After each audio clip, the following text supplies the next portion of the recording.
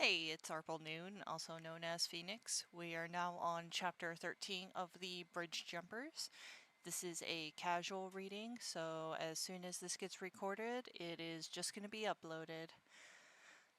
If you would like to read this chapter or any of my other Undertale works, please go to archiveofourown.org and search for arplenoon. Summary. Nightmare holds Legion hostage and threatens to destroy the World Tree again if another fruit is removed. Air is able to distract Nightmare so the others can escape. Meanwhile, Prodigal finds himself in the anti-void without the strength to teleport away. Nightmare held Legion in the air, his roots burrowing through the skeleton's sockets and out of his mouth. His glowing eye fixed on Diva. "I thought I smelled vermin here." "We gotta go," cried Skep, grabbing Diva under one of his arms and sprinting down the hall. Nightmare made chase, dragging Legion along. Skep touched his earpiece. "This is Beta Leader. I've been separated from my team. Nightmare is behind us. I have Diva with me. We're headed towards the tree grove from the west wing."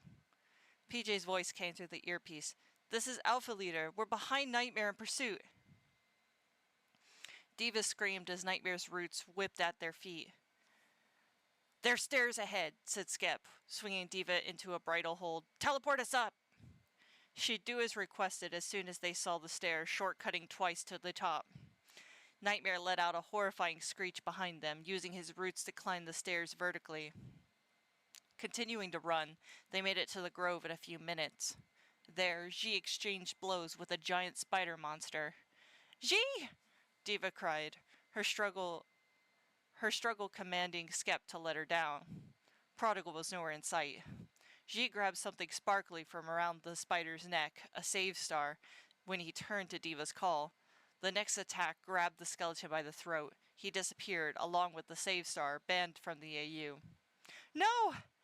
Diva cried before turning to look behind them.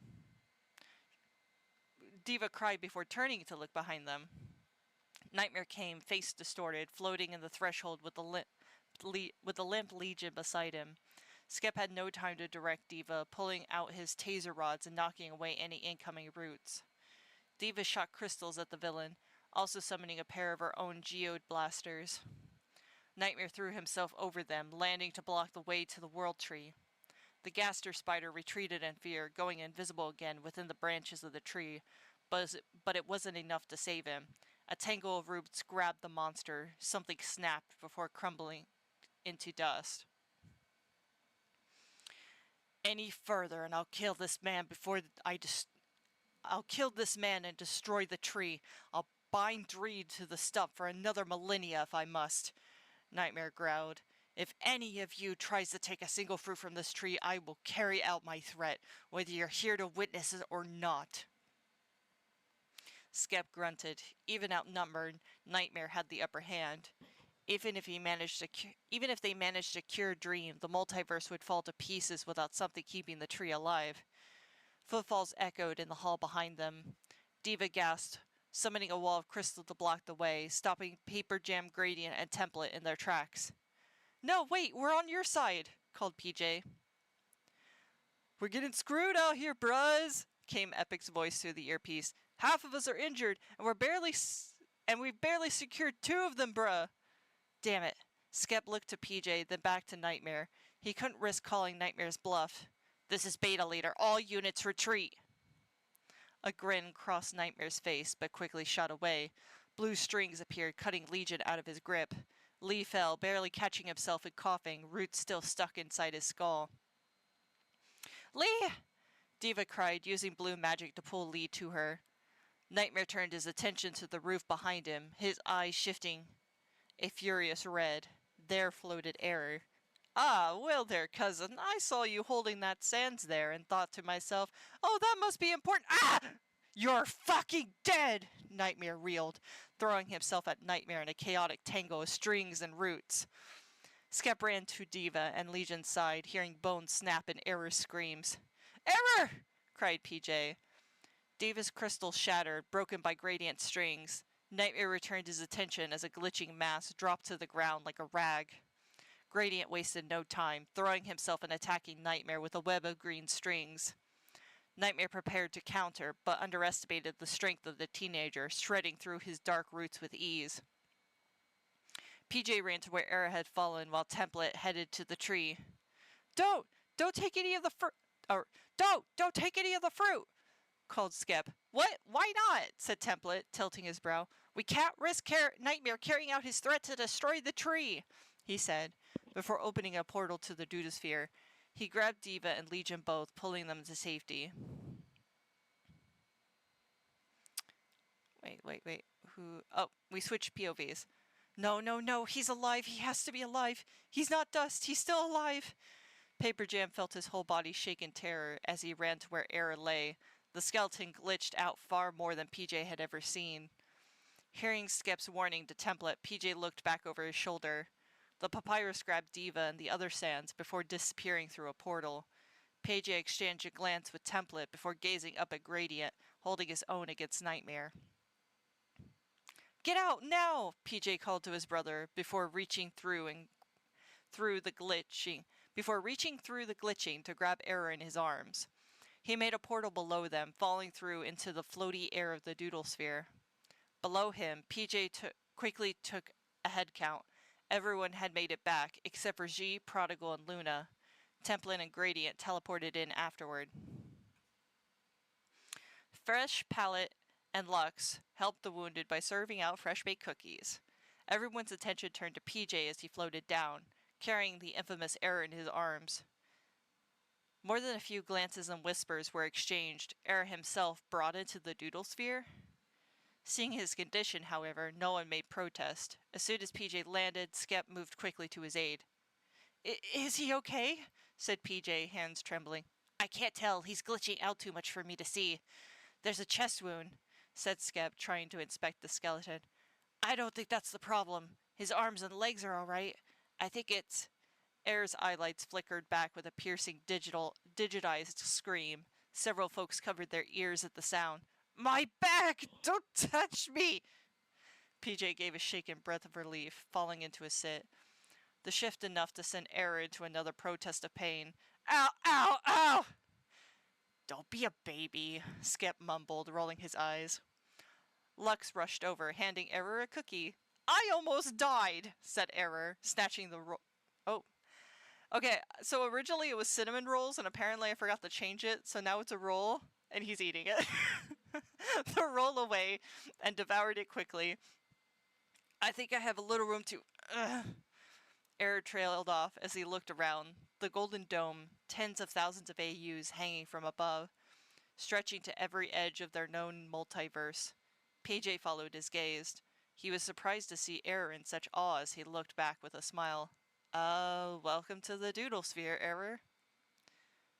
Sorry to interrupt, but where's Prodigal? My wife was possessing his body, and neither of them are here, said Rhyme, standing as she recovered from her own wounds. Lux brought a tray of cookies to Era, who ate another before being able to sit up on his own. Skep stood and rubbed his chin. I didn't see Prodigal in the grove, but G was there. Another monster banned him from the Dreamfalls when we arrived. He might have been sent to the same location if Prodigal had been banned as well. I'll scan the anti-void for their signatures. That's most likely where they ended up, said Swap, pulling up a monitor. Even if we find them, we didn't get the apples. Prodigal's still sick and dream-possessed. We failed, said Template, shoulders sinking. A sorrowful silence filled the space, heads hung and hearts heavy. I wish Dad was here. He'd know what to do, said Palette. You mean ink? Said Era, mouth half full. He licked his fingers of chocolate and crumbs before pointing to the young skeleton. Oh yeah, I found him. What? Rose many voices, all eyes turning to Era. Era blinked, held up his hands and shrugged. Well, while you were all busy dealing with Mr. Decay, I looked for him. He seems he got his dumb ass stuck in an AU down in the void. Dad's alive? Paper Jam took a breath, another relief. Looking around, he could see a glimmer of hope return to the others. PJ stood. If Ink's alive, I'm going to bring him home. We might have failed to save Dream, but if we still have Ink, then we can stop Nightmare. Wait, you're "You're talking about going into the void, bruh?" said Epic. "Whatever's got ink trapped down there could trap you too, bruh." "I'll go with him," said Error, grunting as he stood and stretched. "You will?" PJ's eye sockets widened. "But I thought you hated him." "I don't hate Ink. He's just annoying." Error shrugged. "Besides, you make a good point. Any other situation we could handle this ourselves, but with Dream Boy wigged out and evil, folks are gonna need a symbol of hope or whatever." A soft smile grew on PJ's face, and he nodded. "Thank you." Yeah, don't start thanking me yet." Error rolled his eyes. Coughing, Prodigal stared at the golden and black apple in his shaking hands. I only managed to get one." "Oh no," came Luna's voice. What will you do?" The aching of his soul felt unbearable. Pro set down the apples and rubbed his rib cage, gritting his teeth. "Maybe someone will manage to get another for Dream." This is Luna. "Maybe someone will manage to get another for Dream," said Luna. "Maybe you think anyone would blame me if I healed myself?" "I don't know. I wouldn't blame you. You're my friend. I don't want you to die." Picking up the golden apple, Prodigal inspected it as his mind buzzed. Could he afford to be selfish this time? If he healed himself, he might be putting the whole multiverse at risk. "I don't know anyone anything," he thought. "This damn world, this multiverse, it gave me a false life, a false hope, then ripped it away." Even the scent of the fruit tempted him, sweet and warm, like pleasant childhood memories. Raising it to his mouth, he opened his teeth to Sans. A memory of his brother came to his mind, wide eyes and a soft smile. Back then, Papyrus refused to have anything himself he couldn't spare with his brother. Mother River found it quite irritating, but they were a pair, him and Sans. Nothing could change that. Or so he used to think. One particularly ill day, Prodigal laid cooped up on Diva's couch. He refused to get up, idly scrolling through TV channels, searching for anything that would take his mind away. Diva let him be, only returning to the living room and kitchen to heat up a frozen lasagna in the oven. As she did, Pro found himself finally stopping to watch a channel for more than a minute. The TV showed Dream giving a speech to an auditorium. Apparently, it was a really big event, the first college graduating body who primarily had been born in the OT. The words were lost on Pro, but he couldn't help but be fixated. Dream reminded him so much of his brother. "He's a good guy, huh?" said Diva, leaning over the couch. "Why's that?" Prodigal shrugged. "He's the reason we met. Dream set up the guardianship programs for new arrivals. That's why the nurses brought me to you, remember?" Prodigal blinked and looked at her. "Dream did that?" Pulling the fruit away, Pro closed his mouth and gently set it next to the black one. The world hadn't been so cruel. At least there were still good people in it, like Diva and Dream. He owed Dream for that, for giving him the chance to meet his sister. She dropped into the anti-void a few yards off. It gave Prodigal a start, but he couldn't help but smile with relief. "She!" The warrior picked himself up and followed the sound of Prodigal's voice. Rushing over, he fell next to him in his knees. "Are you all right?" he signed. Prodigal wrapped his arms around G. "I'm fine. You?" Returning the embrace, G nodded with an agreeable grunt. He pulled away to show something sparkling in his grip, and glanced at the apples. "A save star?" said Prodigal, before following G's eye. "I could only get one golden fruit. Were you able to?"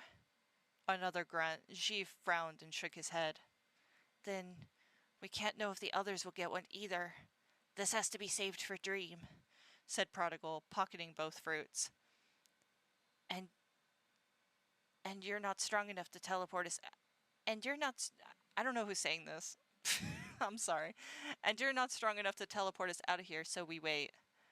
Oh, that must be G signing. "And you're not strong enough to teleport us out of here, so we wait." G put the safe star away in a pocket, also before shifting into his sit. Leaning into G, Prodigal let his body relax. "Guess so." There was nothing else to do, waiting for about what seemed like hours. Along with a feverish aching, Pro felt hungry, as well as Luna.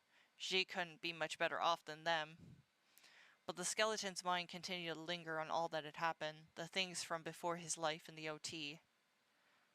G, if something happens to me, don't let them call me a hero. Why? Signed G, looking down at him with concern. I don't deserve it. I murdered my brother.